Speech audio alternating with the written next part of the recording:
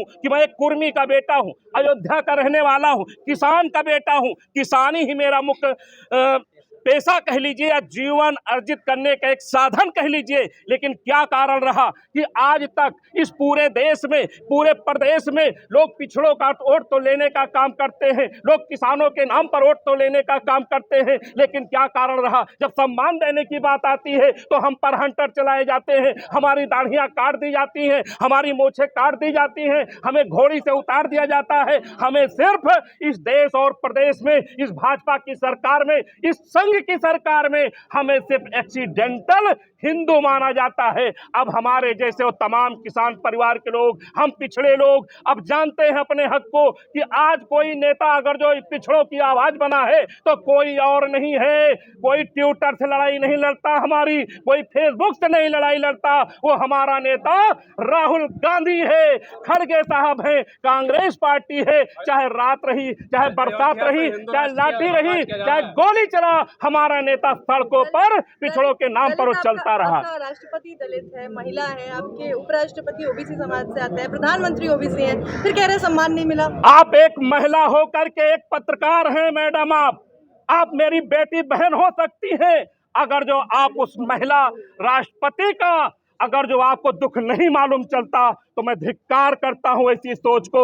उस महिला राष्ट्रपति को, जिस राष्ट्रपति को बोलने न दिया जाए, वो महामहिम शब्द जिसके लिए एक दलित शब्द का प्रयोग किया जाता है, वो राष्ट्रपति जिसको एक मंदिर की चौखट पर चला जाता है तो दूर से धुलाई होने का काम करता है। अगर जो ऐसी ही भाजपा आदिवासियों को, दलितों को, पिछड़ों को सम्मान देती है तो मैं इस भारतीय जनता पार्टी के हिंदुत्व को धिक्कारता हूं और लात मारकर कहता हूं कि अब दलित और पिछड़ा आदिवासी, माननीय मोदी जी, आपने 2001 में पिछड़ों की श्रेणी में आकर के हमारे जैसे लोगों का जो हक मारने का काम किया है, ये गुजराती गैंग आपने अच्छी पैकेट बना करके, चमचमाती पन्नियां दे करके जो आपने भूसी को सोने के रूप में बेचने का काम किया है। अब उत्तर प्रदेश ही नहीं, हम अयोध्या से रहने वाले हैं। आप कभी आइए, दर्शन करें। मैं एक किसान का परिवार का बेटा हूं। मैं आपका स्वागत तो बहुत दिनों से बहुत अच्छा नहीं कर सकता, लेकिन मैं आपको कहना चाहूंगा, आइए गुजरातियों की हालत देखिए। पूरे अयोध्या में ठेका उनका, गाड़ी उनकी, जो लोग ऑटो रिक्शा चलाने का काम करते थे, ये गुजराती लोग वहां पर ला जा करके अपने साधन दे करके उनको बेरोजगार करने का काम किया है। हमारे जैसे किसानों की जमीन कौड़ियों में लेकर के लाखों में बेचने का काम किया है। क्या क्या गिनाऊं आपसे, आप मीडिया के साथी हो, आपको भी संघ की भाषा समझ में आती है। आपके यहाँ तो टूरिज्म कितना बढ़ गया, आप कभी दर्शन किए हैं राम मंदिर? आप यही बात, आप दिल्ली की धरती पर बैठ करके अगर जो आप जैसे पत्रकार अयोध्या की बात करोगे, भाजपा की बात करोगे तो आपकी बात गलत मान ली जाएगी। मैं निश्चित कहना चाहूंगा, हिंदू राष्ट्र, मैं हिंदू हूं, मैं मोदी वाला हिंदू नहीं हूं। मैं वो हिंदू हूं जिसके अंदर करुणा है, जिसके अंदर दया है, जिसके अंदर इंसानियत भरी है। मैं आपकी तरह भाजपा की चापलूसी में अपना जीवन समर्पित नहीं करता हूं। रखी जा रही है, थोड़ा तो बलिदान देना पड़ेगा आप लोगों को भी। अयोध्या की धरती हमारी है, हमारा जन्म वहीं हुआ है, पढ़े लिखे वहीं हुए हैं। हमें आप बताने की कोशिश मत कीजिए। आप सिर्फ भाजपाइयों को समझाइए कि अयोध्या वासियों पर जो अन्याय हो रहा है, जो उनके घर बर्बाद किए गए, जो उनके खेत को बर्बाद कर दिया गया, जो उनको शोषण किया गया, वह बंद कर दे, तब मैं मानूंगा आप नौजवान हो। इस देश में पत्रकारिता तब भी मतलब निकलेगा, इससे ज्यादा कुछ। के लोग तो हिंदू विरोधी लोग हैं। भाजपा के लोग कैसे कहते हैं?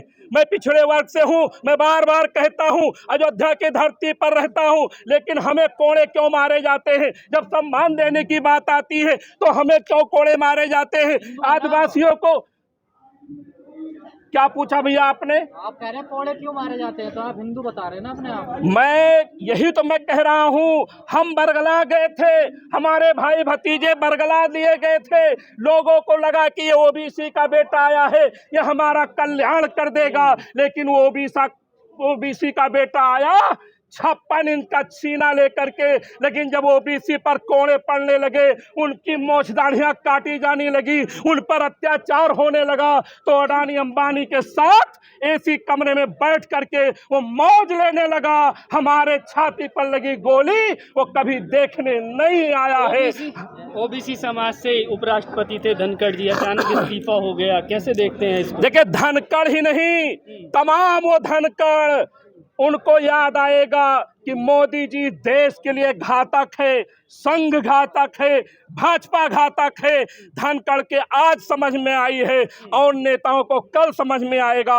आप दिल्ली के मीडिया के साथी हो, हमसे ज्यादा आप देश को जानते हो, लेकिन मैं निश्चित कहता हूं जो आज नहीं समझ में आ रहा है कल समझ में आएगा, लेकिन तब तक देश बहुत बर्बाद हो जाएगा। इसलिए मैं कहना चाहता हूं, क्या मोदी जी आपने धनखड़ को इसलिए हटा दिया कि उन्होंने किसानों की चर्चा करने की मांग मान ली? क्या उन्होंने ऑपरेशन सिंदूर की चर्चा की मांग मान ली? अगर जो इसलिए आपने उसको हटा देने का काम किया, तो मोदी जी ये संसद भवन नहीं, ये तुम्हारी गिरवी बनाई हुई संस्था बनकर रह जाएगी। स्वास्थ्य कारणों से इस्तीफा दिया है। आपको मैंने बता दिया, उनको जानकारी हो गई, उनको ज्ञान प्राप्त हो गया मोदी जी के भ्रष्टाचार का, भाजपा के झूठ का, संघ के प्लान का। इसलिए उनके मन की तरंगों ने कहा, यहाँ के दलते पिछड़े पूरे देश की जनता को आवाज उन्होंने सुनी और इस्तीफा देने का काम किया। मीडिया में आकर के कोई बयान नहीं दे रहे हैं, प्रेस कॉन्फ्रेंस नहीं कर रहे हैं, ईडी भेज देगा। मोदी का डर जिस तरह से आप जैसे पत्रकारों को सताता है, तो उनके नेताओं को भी बहुत सताता होगा। इस बात को आपको समझना पड़ेगा।